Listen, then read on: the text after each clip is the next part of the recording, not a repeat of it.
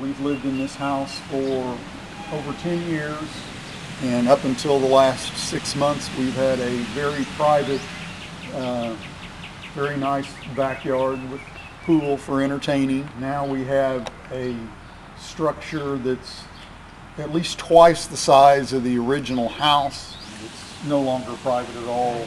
From their windows, they can see into both our family room and our upstairs, let alone our pool area. And we will have to keep our drapes closed because these individuals will be able to look in. This area over here, like I said, set down 2 or 3 feet. The foundation did compared to what it is now. And now we have much more drainage coming into our backyard, running along the fence line and then coming under over here towards the east. And it runs in between my house and the property to the south. My house is worth at least $50, if not closer to $100,000 less now because of what you walk out into compared to what you did. Well, when this first started happening, I called the city. I had 2 officials from the city say that I had a very credible civil lawsuit.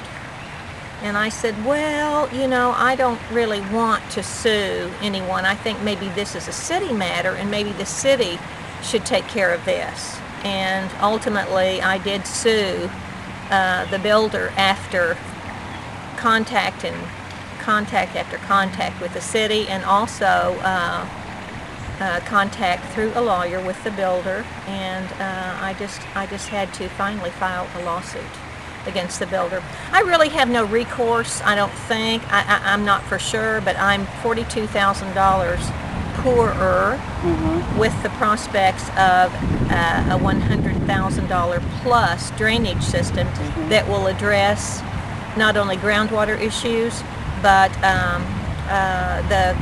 the runoff as well. So, you know, I'm not exactly where I stand at this point. We had the original farmhouse actually in our neighborhood was there. It was, I think, 1,250 square feet. It was slightly elevated from my property, but as you can see over there now, we have probably in some places 4 to 6 feet. 84 dump truck loads of infill was brought in, and it was sort of mounded in the middle.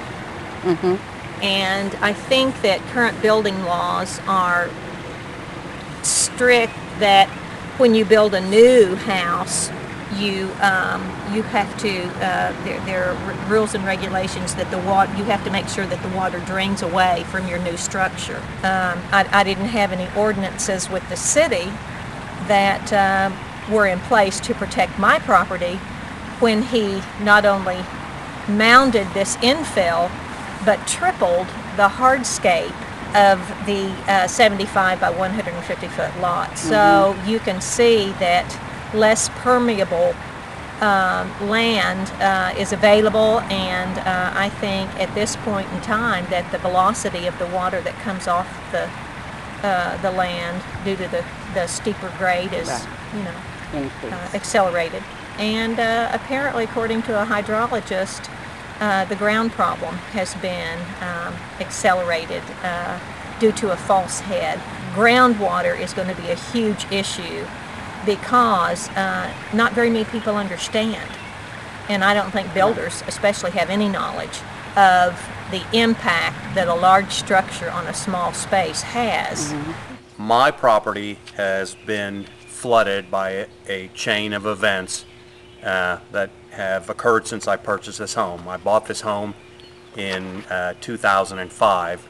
When I purchased this home, this entire backyard was 100% beautiful, professionally manicured, landscaped. It was, I mean, it was gorgeous. There were 30 of these Leland cypress trees along my, north and east fence lines. They provided a beautiful privacy barrier in my backyard.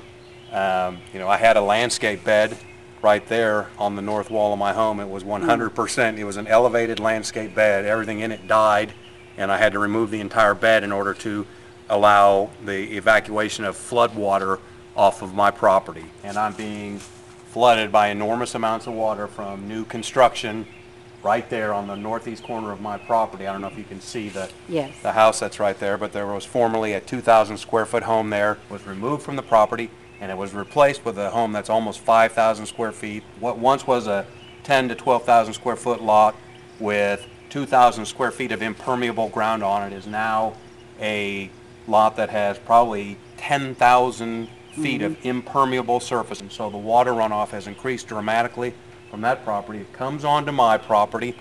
I get a river probably 10, 15, 20 feet wide running through my backyard. Sometimes it's 6 to 8 inches deep. Well, yeah, we have a 7 and a 2-year-old daughter, and obviously they can never play in the backyard.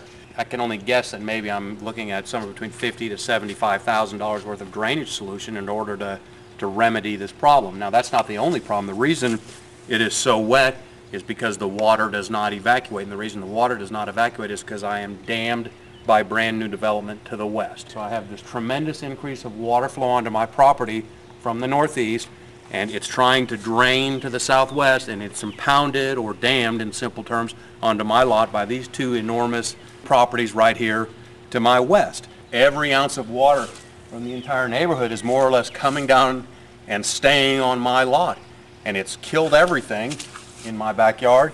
It's killed 2 oak trees in my front yard. It's killed 2 dogwoods. It's killed 2 evergreen trees. It's killed all the grass I have, all the flowers I have. My crawl space has been flooded now, 2 springs in a row. We pumped 35,000 gallons of water out of my crawl space on Sunday. There are laws there that are designed to prevent this from happening. Everybody is required to receive the natural water that comes their way, or whatever water was coming your way, you have to keep receiving it.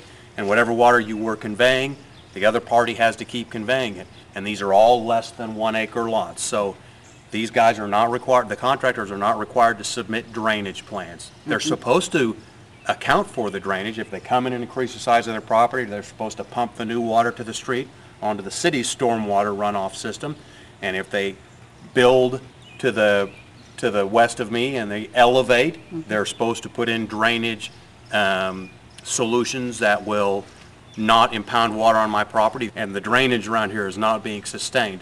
And the reason is because there's no enforcement at below 1 acre. The rules are there, but the rules are being broken because no one's monitoring it.